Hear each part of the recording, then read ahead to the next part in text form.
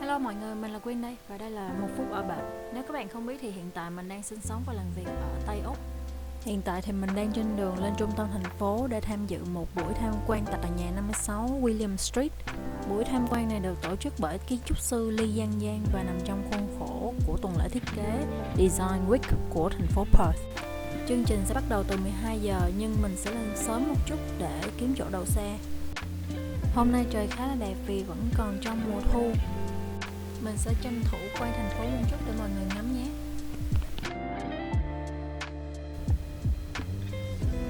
Đường mình đang đi là gần Elizabeth Quay, một trạm xe điện gần trung tâm của Perth. Người ta đang sửa đường ở đây và cắt cây ở đây nên traffic nó hơi chậm một chút. Mình đã gửi xe xong và phải đi bộ qua chỗ 56 William Street. Đây là toàn cảnh của thành phố Perth. Tòa nhà 56 William Street nằm gần góc đường của High Street và William Street. Nếu mà bạn nào hay đi qua Apple Store thì sẽ đi ngang qua cái hướng này nhiều lắm. Hiện tại là mình tưởng là mình hơi trễ nên mình phải đi nhanh một chút. Cái cô lễ tân thì tôi cũng tưởng là mình trễ nên cô cũng dẫn lên các tầng để check coi là đoàn đã đi tới đâu rồi. Nhưng mà một hồi sau thì tụi mình không thấy đoàn đâu cả. Hỏi ra thì mới biết là đoàn còn chưa bắt đầu lên nữa và vẫn còn đứng bên kia đường. Tòa nhà màu vàng là tòa nhà hôm nay tụi mình sẽ tham quan đó.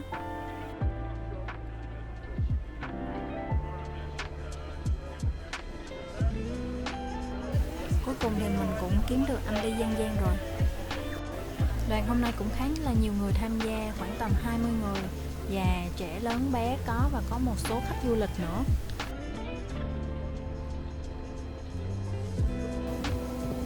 Mỗi người sẽ được cho một tờ rơi để biết được thông tin về tòa nhà.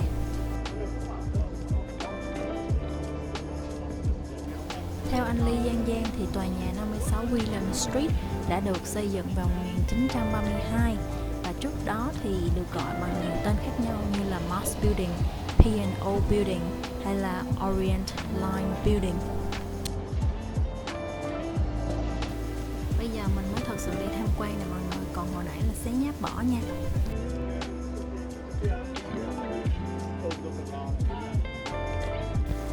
Hiện tại mặt bằng tầng trệt của tòa nhà được sử dụng làm tiệm cắt tóc.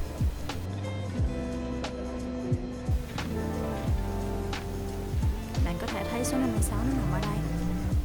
Bên cạnh tòa nhà có một lối đi cũ. Ở đây thì người ta có thể đậu xe hoặc là có thang khẩn cấp.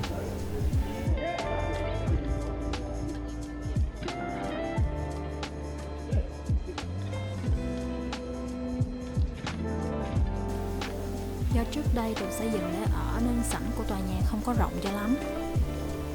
Tuy vậy nhưng mà các bạn có thể thấy chi tiết rất là sắc sảo.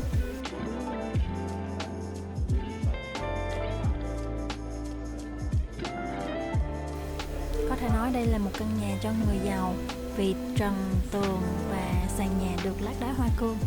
Các cửa gỗ cũng rất là tỉ mỉ và được sử dụng gỗ căm xe để làm cửa. Đoàn sẽ bắt đầu di chuyển xuống tầng hầm, sử dụng cho người giúp việc ở. Hiện tại thì nó được sử dụng để làm kho. Tuy là kiến trúc cũ vào năm 1932 nhưng mà trần rất là chắc chắn. Ở đây có những cái cửa sập thì mình có hỏi anh Lee Giang Giang là tại sao lại có cửa dưới tầng hầm. Thì anh nói là trước đây cái cửa này nó thông qua một cái khu vực khác nhưng mà bây giờ nó đã được lấp. Tất cả các cầu thang đều được trải thảm và bọc gỗ. Thiết kế của tòa nhà thật sự là rất là liền mạch đối với lại gỗ, đá và thảm. Màu sắc đá cũng được chọn rất là phù hợp.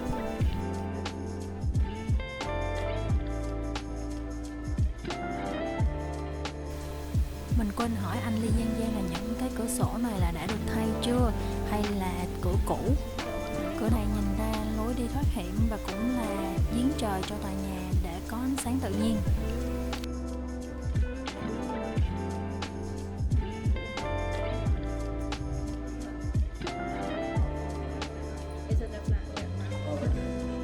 Trước khi đến đây mình không biết là tòa nhà này đang được sử dụng để làm gì, nhưng mà bây giờ thì bởi 4 công ty kiến trúc nổi tiếng nhất ở Perth.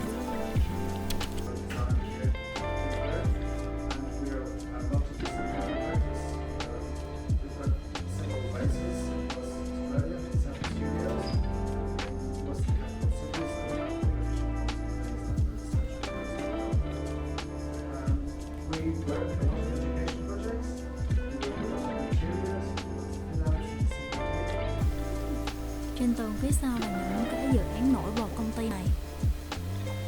Bây giờ chúng ta sẽ được tham quan về phía trong.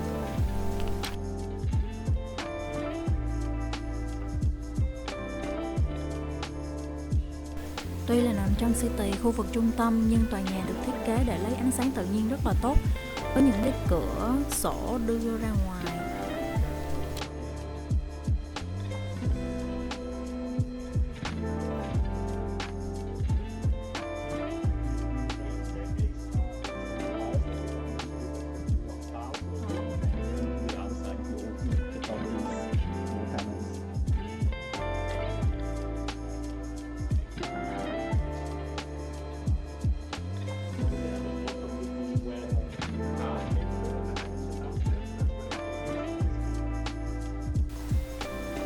Trên bàn họ đang để rất là nhiều vật liệu xây dựng để cho project tiếp theo.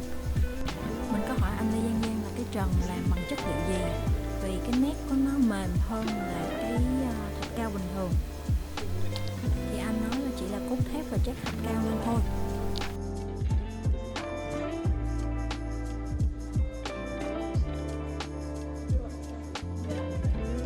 Nếu bạn nào có muốn hỏi về công ty này thì công ty này tên là Mốt nha.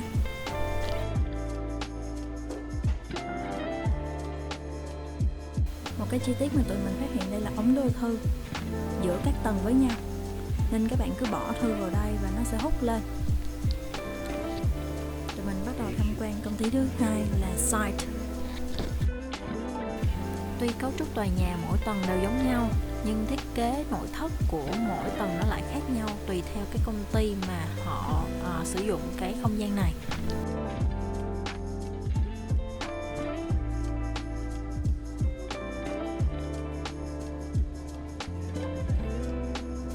Nếu các bạn học kiến trúc ở Perth thì đây có thể là một trong những cái phòng làm việc mà các bạn mơ ước nhất.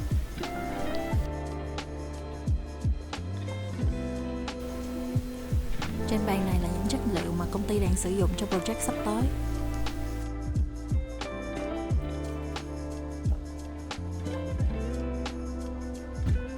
Họ có trưng những cái project nhỏ của sinh viên nè mọi người.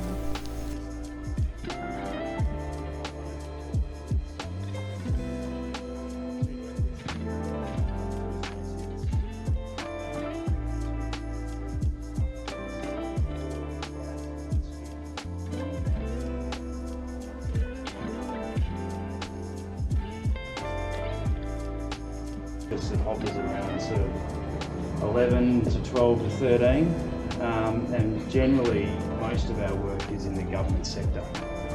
We do a lot of state government work like secondary schools and primary schools, and also sort of specialist projects like the one on the screen there is the Bushfire Centre of Excellence we did for the Department of Fire and Emergency Services. And our other sector of work is in education, so we do a lot of schools and a lot of government schools as well as private schools.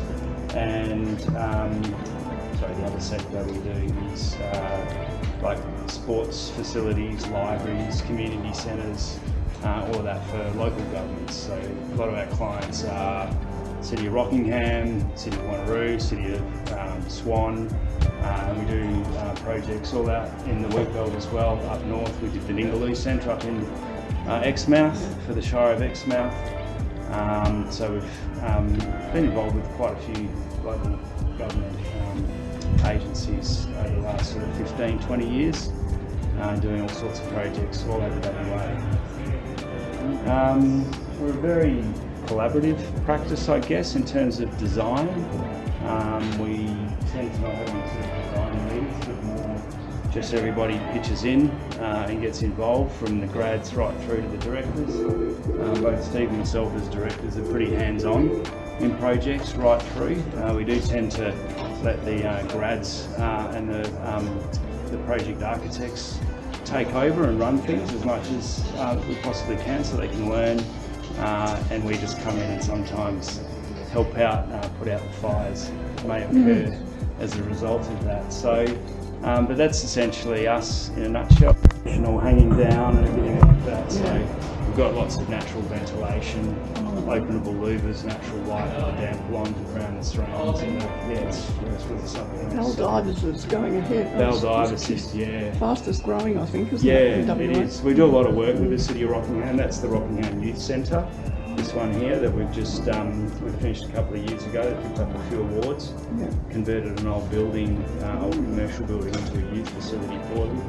And that's Scarborough Primary School additions that we're just in construction for at the moment. So, yeah, the local governments are always expanding and always upgrading and doing things. And the thing that we like about government work is that it means that we can do or introduce some really good design and creating places for people that don't normally get that sort of thing. And a lot of that old stuff that was done in the 50s and 60s and 70s is literally just building, plonk it on the site and don't give any regard to anything else. So with a lot of our projects, we really design the whole site, not just a building.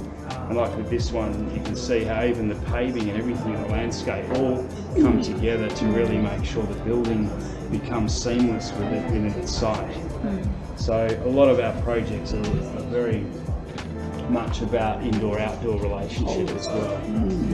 So we don't consider buildings as literally four walls and a blank canvas and then the site gets given over to the landscape architect. We actually take carriage of that ourselves and we'll design pretty much the whole site as being landscape and building, hence site architecture studio. So as a result, you get, particularly with schools love having outdoor spaces as an extension of their general learning areas, and kids being outside is just a must, and even adults really, I should say. Absolutely. Getting outside, so a lot of our projects sort of encourage that connection back to the landscape, back to outside as the kind of fifth classroom or third classroom, as they say. So yeah, that's pretty much us in a nutshell. Very quick overview. Hopefully you get a good cross-section of different practices and how we work. Particularly with each level as you go up, everybody does things slightly differently. So we kind of compete with each other, but then we don't either as well. There's very little overlap really in the sectors that we work in. Probably Gresley Abbas would probably, they do a lot of local government work as well. They tend to do the kind of golf clubs and things like that, which we don't tend to do. So we even have our niches within the local government sectors as well. Yeah, so it's a really good tower of architectural practice.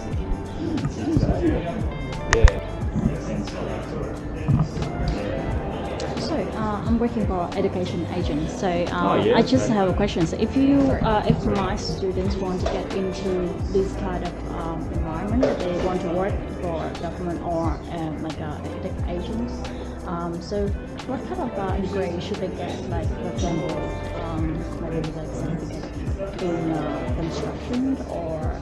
Not really. I mean, they really just need to get a bachelor degree in architecture.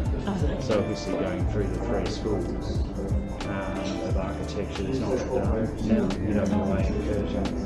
Yeah, so I'd be suggesting that they pursue a tertiary degree to really get into architecture. You don't. I mean, if you wanted to go more the interior design route, you can study interior architecture at university, but you can also go through as well, and that's a diploma. Do you think like all the architects can actually do interior design already? So if they just like specific. Yeah. Look, it's quite tricky because architecture is everything, but interiors having the wealth of knowledge like Ange has with product materials, where they're from, embodied energy, recyclability, lead time. There's a whole world of information there that constantly gets updated and discontinued and all that sort of thing. And so it's a discipline in itself. How it's then applied, slip ratings, fire resistance, all of those things. They have fire resistance. Oh yeah, the spread of flame index that it has to meet in cases of fire. It doesn't, prolong. So the government actually have a flame index number. Yeah. There's codes and regulations in relation to that. So you can imagine it's there's a lot in there for architects to do that, as well as building instructions and all the services. You need to have little disciplines within architecture. So but there is a very strong overlap. Like, that's just a part of what we do. The architecture is informed by the interior. There's a very strong overlap. We don't go, right, we've got the building and now you do the interiors. We don't do that. The interiors come from Wow. I did. Đây là tầng 4 và là công ty cuối cùng tụi mình được tham quan ngày hôm nay. Tầng 3 tụi mình không được tham quan vì công ty nó chưa dọn xong. Công ty này gọi là Wesley Yabos. Và ở đây thì họ chuyên là thiết kế sân golf và những khu vui chơi. Đây là công ty mình ấn tượng nhất và chủ là một người phụ nữ.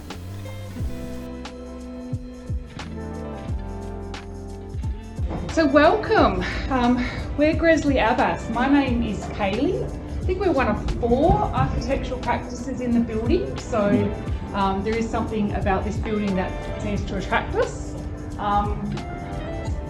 We moved in about 6 years ago, and when I stopped to think about why we moved in, obviously location is a really important thing for our practice, and in that, just talking through actually like the location of the CBD, one of the things that we really love about it is the actual ability to see the cross-section of people, because we get to see people traversing the street who are from the corporate world. We get to see the tourists, we get to see students. We have a school right next door to us, so we quite often have the windows open and we can hear that sound and that noise coming through, so it really connects us to the place that we are. We also see the homeless people, so we do see the whole cross-section of people who reside in the city, who live, who work, who play and come and enjoy here. We get to see the really good stuff and the stuff that we are continuing to try and work on as a collective, in terms of the city space. So that's a really important thing to us in terms of our location. In terms of the building, we were looking for a space that enabled natural light, enabled us to have openable windows so that we could get the breeze coming through and the fresh air. And as I mentioned, also to connect us to sound and the street, so you know where you are in terms of your place and you're not sitting in isolation. One of the fabulous things about having like openable windows and spaces actually gives us as occupants an ability to control our environment. So, as I just mentioned earlier, we have our windows open as much as possible, and then when it heats up and gets a bit hot, so that we're ensuring that we're still comfortable and really productive in terms of our thermal comfort, we'll turn the aircon on. But that in effect might only be during the peak seasons, in terms of summer and winter. So that's a really important consideration that we played into things. I have focused this really on looking at like the building. I think that's what the intention of the tour has been around. So when we were looking for a space, we really quite appreciated the qualities that this building presents in terms of it's quite pared back in the sense that we can see the concrete beams to the floor above us, and that showed like an authenticity or a trueness to the building form. We quite love the natural timber parquetry floors, and playing on that, looked to, when we did the fit out, use materials in a really simplistic way. So using your ply for the screens to partition us between desks, but simplistic and staying true to it as a material as well. Obviously, aircon is something that has been added to the building by the owner over the years, but I feel it's been done in a really minimal way and that it's enabled still volumes, so we haven't just got like a flat ceiling running through the space, and those volumes are in areas where we like to occupy, where we have our open plan, where the lift lobby is, where our meeting spaces are. So there's been thought behind how they've retrofitted the building over the years. We actually also quite like how it connects to the lift and the stairs in terms of that visually. We get that visual connection, we can see people coming and going, and it opens up and connects everything. When we did move in, we did add the lights, and we tried to do that in a way that was respectful to what is here, and yet still enabled us to have task lighting so that we could do what we wanted to do. And the open plan was a huge drawcard. Being creatives, we need a variety of spaces. We like and we need to be able to work together, so open plan is important in that respect. We learn through osmosis, through hearing what everyone else is up to. We also have breakout spaces, so you can see we've got a glass room as you first came in, which is a meeting room. We have some other breakout spaces which are not as private, so there's a variety of areas we can move to in terms of our project teams. We don't all work on the same project, so we have little groups of 3 or 4 people who might need to get together and have conversations, or around computer desks and things like that. So that was really important for us when thinking about how we work and how we need to utilise the space. In terms of the layout, it hasn't changed too much, I don't think, over the last 6 years. We did relocate some desks. We did have desks along the back here, and we've relocated them into this like central island, and that was with the view that we wanted to create some pin-up space so that there was an opportunity to share our work, to do design reviews, to see what is happening on other projects. We don't all work on the same project. Work through ideas. And if you turn around towards where the lift lobby is, there's a whole bunch of physical models just there on the bench, and that's really important for us as well, because it helps us test massing really quickly, and it enables us to look at the full context in a physical way. There is a lot of value in retaining those skills in terms of hand sketching and hand model making. The connection between the brain and the hand is really quite profound, and you can't not consider it in terms of when you're thinking around design. We do also use a lot of 3D visualization. So one of the benefits with technology is we've got these goggles where you can hop into your virtual environments and look at projects through that respect. And very much it's around how our projects unfold as to what means and methods are felt most responsive to test ourselves and arrive at the most appropriate outcome for the client and for the building typology. We like to think we have really good relations with all of the people in this building, you know, in terms of everyone upstairs and down, well, we're upstairs. And one of the really key things that has come about over the last couple of years is an ability to share our space upstairs. And I think that's one of the key things we'd like to really show you as well. Occupying as well level 6 is our outdoor terrace. So I thought, well, I suppose I should ask if anyone has any questions at the moment. Otherwise, I'd love to show you upstairs. I have no idea if that hit the mark or not, but you know. It's great. Beautiful. Khá là bất ngờ, tòa nhà vẫn còn một tầng nữa là tầng thượng, và bây giờ khu vực này được sử dụng làm khu vui chơi và ăn.